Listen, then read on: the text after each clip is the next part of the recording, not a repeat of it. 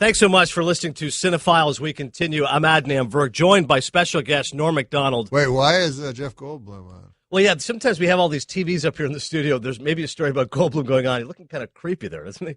Yeah, usually you can tell by the picture.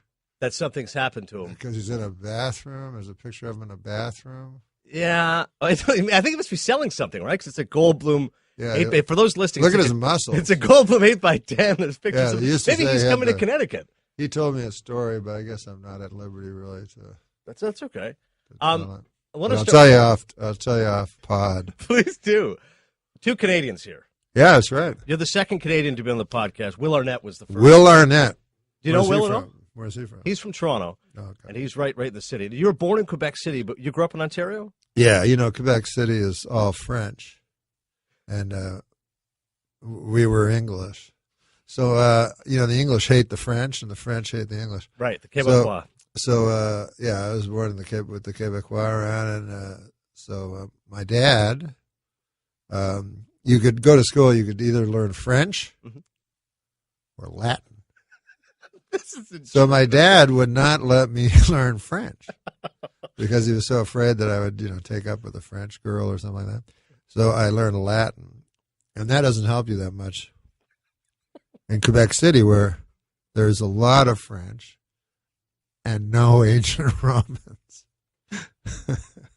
But I will say this: Montreal is more bilingual. Like Quebec City, is very much French. No, Montreal is English. In Montreal, if you go there, you speak English, you feel fine. People get terrified. They go, "Oh my God, I don't know the language. I don't understand." Oh no, Montreal is very cosmopolite. The reason I mention this is last week you met Donald Trump.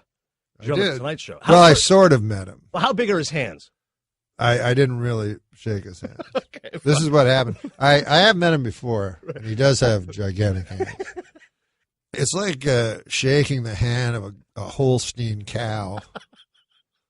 No, but this is what happened. This is the true thing that happened.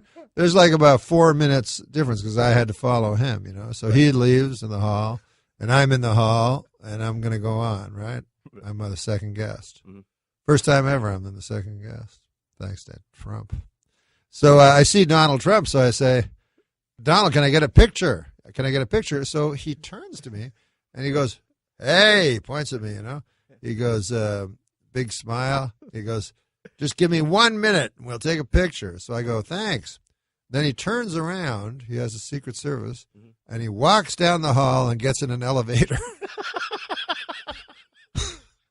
He just Donald Trump completely stiffed you. Yeah, he said in a minute, and then he left the building. The oldest trick in the book. Give me 1 second. I'll be right back. Exactly. Just standing there at a ball game. Can you sign my ball? Oh, my God. Well, the reason I mentioned this I remember Euchre. I was with Euchre in a booth, Mm-hmm. In Arizona. It was a spring training. And so all the fans were trying to reach up, to hand him balls to sign, Mm-hmm. So Euchre would sign a ball, and then he'd hand it to me. He goes, here, fucking sign it. So I go, no, I don't want to sign it. Like, they don't want me to sign. He goes, sign it, man. So I go, all right. So I'd sign the ball, and then the guy would get it. I'd go, oh. Like, I completely devalued what value Euchre had just put on the baseball. That's not true. It's more value in that. Probably worth less than an actual baseball at that point. I want to get your thought. This is why I'm concerned about a store-bought baseball. Because as Canadians, we're not allowed to vote in this country. No, we can't vote. As people keep saying, no, you have to. Barry Melrose is like, no, you have to apply for U.S. citizenship so you can vote. This is the most important election of our time. And I looked up the rule. I don't know if you ever went this far, but in order to apply for U.S. citizenship, there's a caveat there, Norm, that says you must renounce all loyalty to any other country. And I said, hang on a second. Like, I'm proud to be in America, but I'm a proud Canadian. You can't be a dual citizen? No, it's you can, but you have to renounce loyalty to Canada. Oh, I see. I don't want to renounce loyalty. Yeah. Is that your reasoning as well, that you've never... No, my reasoning is that the test is way too hard. You know what I mean? How many Supreme Court justices are there? How many stripes on the flag? I don't know. Like, our flag has a leaf. Like, here a flag is so important. Like, you can't burn it. Oh, you can't burn the flag. You have to stand for it. Yeah, Canada. It gets cold, you burn the flag. I mean, there's a leaf on it. It almost invites incineration, Especially like the prairie provinces. They don't really... In Saskatchewan, go ahead. Yeah. OJ... The Saskatchewan Roughriders and the Ottawa Rough Riders. 8 teams in the Eight CFL, teams. and both had the same nickname for years. Two of them. The first question Americans would always ask me. Yes, They ask about but there's Don no Cherry. answer to it. No, there is no answer. It's just a really good name, though. I don't think there's Fantastic name. It's Yeah. also an American name because, Teddy Roosevelt and the Rough Riders. So Very I don't know how it came to Canada, but no one has the answer to the question. Your brother's a journalist at CBC, isn't he? Yeah, You yeah. should ask him. Yeah, he should do it like a documentary and try to figure it out because no one has the answer. Seriously ask people, they're like, they laugh, and I go, no, but seriously, yeah, it's funny. Because, you used to listen to football games on the radio. Mhm. It would be very confusing because they'd be going, the Rough Riders have it at the 5-yard line. Bad news for the Rough Riders. If the Rough Riders get it here, the Rough Riders are in big trouble. You go, what the? What's going on? So SNL Weekend Update, you were tremendous, and so much of it was not only your delivery but also your fearlessness, and it's one of the greatest jokes ever. I encourage everybody to go look it up. Norm was talking about Lisa Marie Presley and Michael Jackson, and he said they've split up, citing irreconcilable differences. She's more of a stay-at-home mom. He's more of a homosexual pedophile. Oh, that's a terrible thing to say. You were fearless. Like, did you have any? I remember Lauren saying, you better, if you don't want to be sued by Michael Jackson. And I go, no, but secretly I did. I was like, oh my God, that'd be the coolest thing ever. It'd be like, and now Michael Jackson versus Norm. I'd be like, oh my God, this is, cool. How could that not be good for your career? But Don Ohlmeyer, because he was buddies. Don Ohlmeyer was the, for the folks at home. Right. Was the executive in charge of entertainment for the entire network of NBC. And only because you were making scathing, hysterical jokes at O.J. Simpson's expense, who's now back in the news because this show was a huge hit. He's back in the news. Well, the show, I should say, his name is back in the news. Like the Emmys, Sarah Paulson won, the show won. What show? Oh, the People versus O.J. Simpson. Right. And then the O.J. documentary, 30 for 30, Yes, which is on ESPN. And I think you should get more praise for the fact you were attacking him, rightfully so. And just because Ohlmeyer was buddies with him, it was like, hey, you can't touch O.J. It's like, well, what do you mean? Like everyone. Yeah, why wasn't I in that movie? Oh, the 30 for 30. That's true, actually. Or the 30 for 30. Yeah, they could have put that on. Or the drama. You know what I mean? Yeah, People versus. They could have had like Jay Moore going, hey, what's going on? Could have Hey, Lisa Marie Presley. That hilarious impression. David Letterman needed a Bette Midler moment that final week, and he got it from you. Oh, that's what I was thinking. Because and it was so great. I watched it again. Not that I meant to cry. No, I didn't mean that, but I wanted to do one of his jokes. That was my idea. It was awesome. It was amazing what you did. You went on, you were stand-up. It was the final week of Dave's show, and you said growing up in, I love this, by the way, you said growing up in Toronto, Canada. Nobody ever says Toronto, Ontario. Yes. They like to make it very plain. They do. Toronto, Canada. They do, yeah. And you said there's a joke that Dave used to tell. You tell it. You know the joke. It was on a show called 90 Minutes Live, hosted by Peter Zosky. And the guests were Ricky Jay and David Letterman. And I was in the audience, a young teenager.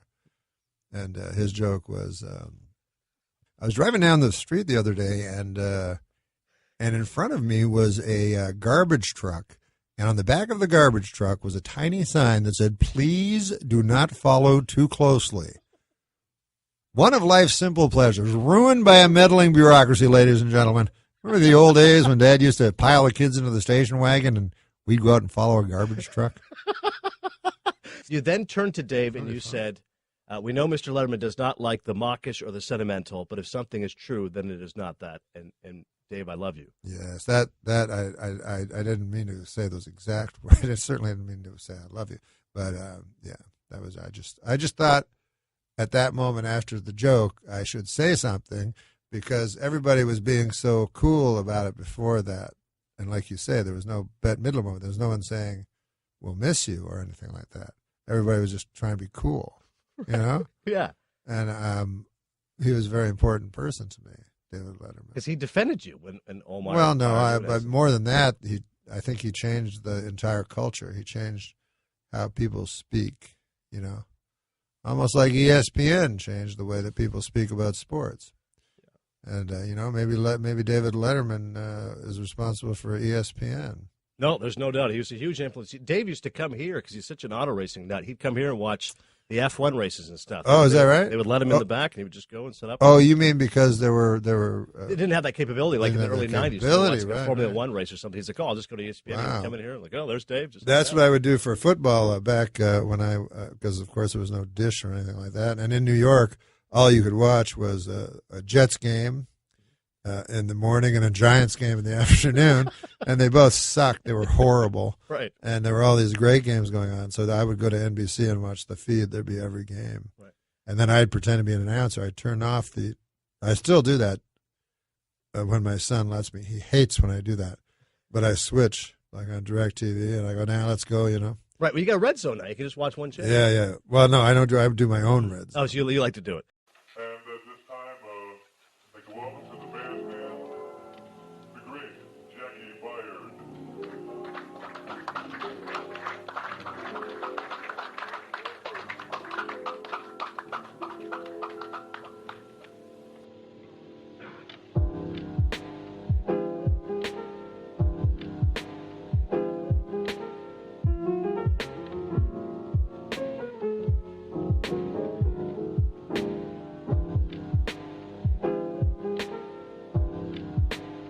The book is called "Based on a True Story." What book is Memoir. that? This is your book. Oh, yes, my book. I wrote a can't wait book to read this. based on a true story, a memoir by Norm Macdonald. It's going to be a huge hit. I can't Is that wait. right, Jen? There's Jennifer's here. Yeah, there's stories about Ohlmeyer. There's stories. Yes. We have a story. A buddy here, Daniel.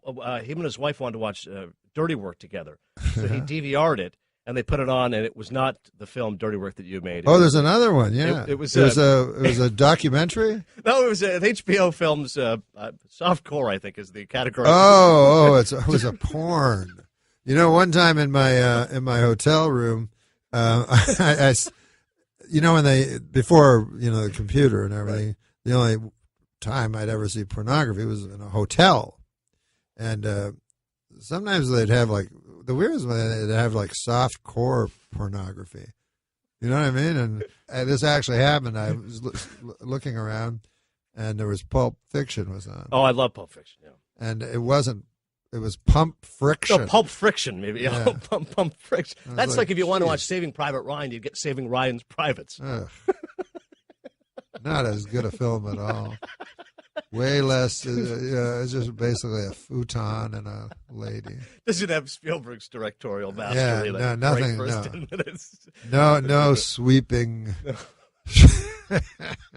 No sweeping crane shots. Right. Just a lot of close-ups of what looks like it should be on a medical channel of some sort.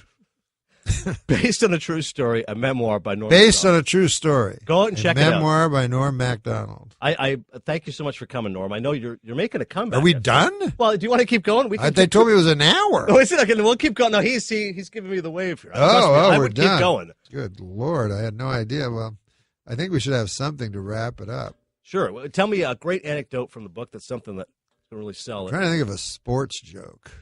Well, you've made a few. Well, I'll tell you this. You want to know why? Best this OJ joke. This is not a joke. This is not a joke. Okay, fine.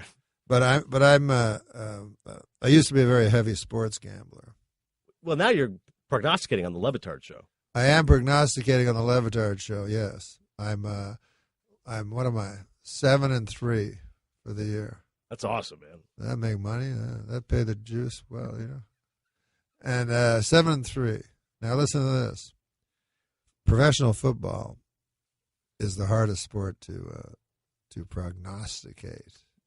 Baseball is the easiest. Now, why is what? Well, baseball's the easiest because the starting pitcher, you just go. No, baseball is the easiest because baseball is a game of streaks. Okay, gotcha. You think of Kirk Gibson hitting that home run, right? Mm-hmm.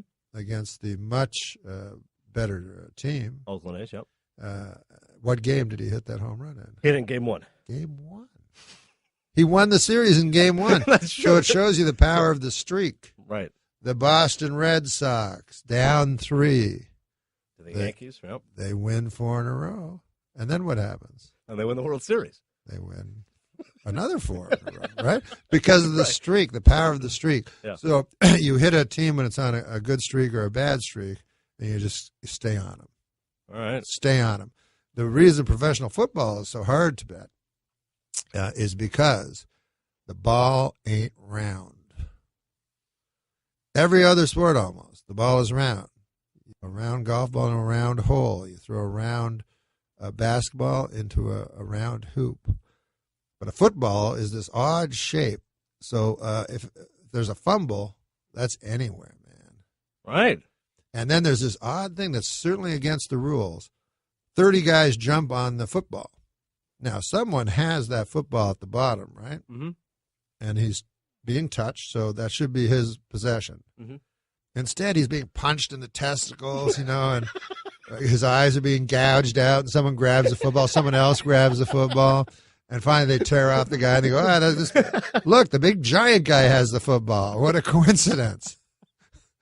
So, There you have it. That's why football is so tough. So don't bet football because the ball ain't round. Thanks so much, Dorp. I appreciate it. All right. This was beautiful, Adnan. Love you.